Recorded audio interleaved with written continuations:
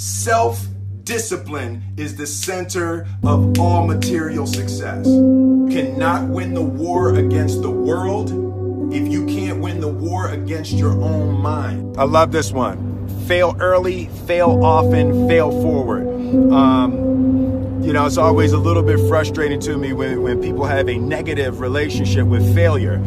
Failure is a massive part of being able to be successful. You have to get comfortable with failure. You have to actually seek failure. Failure is where all of the lessons are. When you go to the gym and you work out, you're actually seeking failure. You want to take your muscles to the point where you get to failure, because that's where the adaptation is. That's where growth is. Successful people fail a lot. They fail a whole lot more than they succeed, but they extract the lessons from the failure, and they use that, the energy, and they use the wisdom to come around to the next phase of success. You gotta take a shot. You have to live at the edge of your capabilities. You gotta live where you're almost certain you're gonna fail. That's the reason for practice. Practice is controlled failure. You're getting to your limit, getting to your limit, getting to your limit. You can't lift that, you can't do that, until you get to the point that all of a sudden your body makes the adjustment, and then you can do it.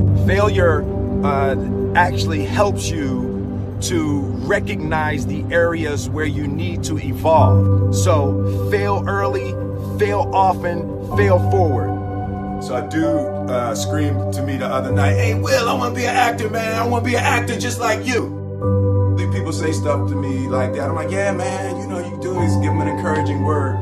But I was just sitting here thinking, and it dawned on me, 99% of people that say stuff like that are not willing to do what it takes to make their dreams come true. The Marines have a saying, everybody wants to go to heaven, but nobody wants to die. And that's just real. At the center of bringing any dream into fruition is self-discipline. Something as simple as food and eating. It's not about your body as much as it is about your mind. It's getting command of your mind to be able to choose actions that are in your own best interest. Every day, we are choosing shit that's not in our own best interest. Right? So if the world is attacking you, and the world wants to fight you, and the world's trying to hold you down, so you're going to kick yourself in the balls?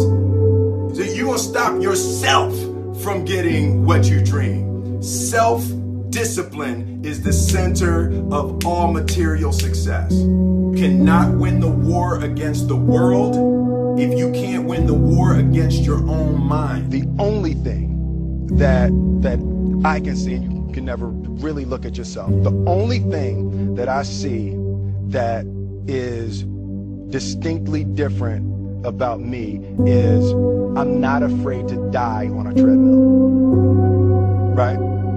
I will run. You would not be outworked. I will not be outworked. Right. Period. You might have more talent than me. You might be smarter than me. You might be sexier than me. You might be all of those things. You got it on me in 9 categories. But if we get on the treadmill together, right, there's 2 things. You're getting off first, or I'm going to die. It's really that simple, right? So let's go back to the question about what if people block me out. There's going to be 2 options. I'm going to get back in, or I'm going to be dead, right? It's like, you're not going to outwork me. It's such a simple, basic concept. It's the guy who is willing to hustle the most is going to be the guy that just gets that loose ball. He got 2. Ooh, God, he hustling, grabbed that one. That was going to be out of bounds, but he saved it back in. It's like the commodity that I see the majority of people who aren't getting the places they want or aren't achieving the things that they want in this business is strictly based on hustle. It's strictly based on being outworked. It's strictly based on missing crucial opportunities. I say all the time, if you stay ready, you ain't got to get ready. I believe that self-discipline is definition of self-love. That when you say that you love yourself, that means that you have behavior towards yourself that is loving. It's like you say to yourself, hey man, look, I know you want to eat that pizza and it'll be really good, but I can't let you eat that, man, because if you eat that pizza, you're going to feel like shit, and I love you too much to let you eat that.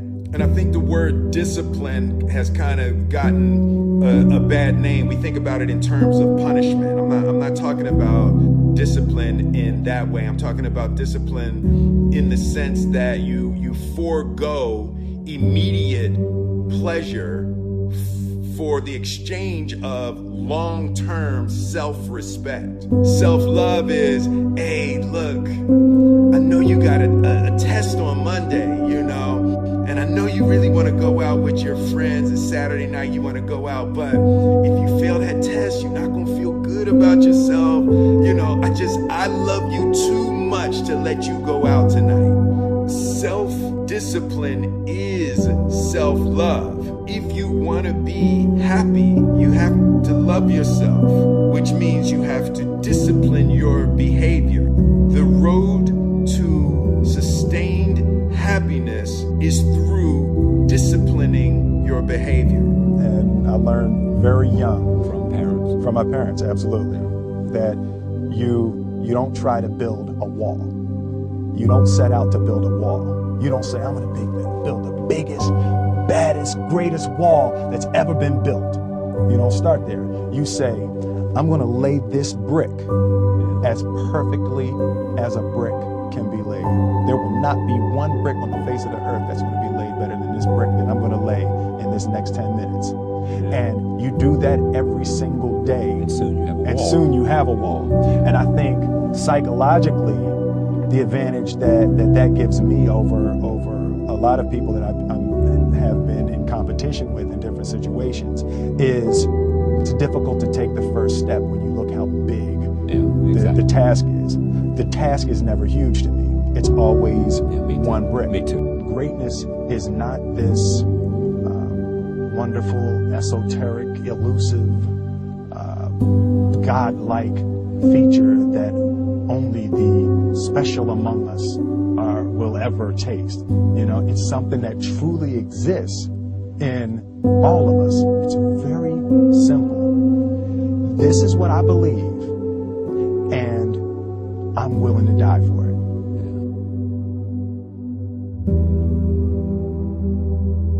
Yeah.